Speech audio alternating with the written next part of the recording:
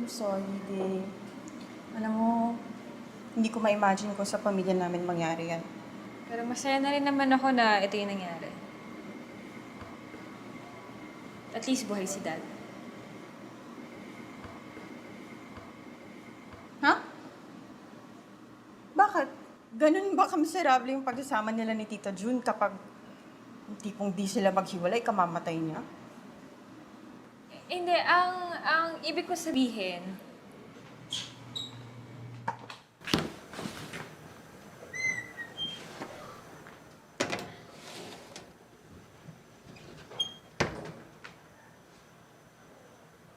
Ano ibig mong sabihin? to do the right thing this time.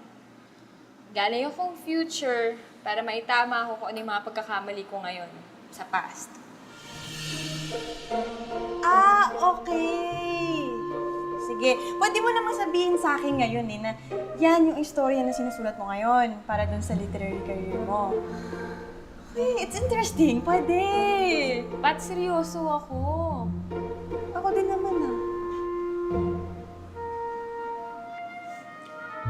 Oh my God! Oh my God! Wait lang!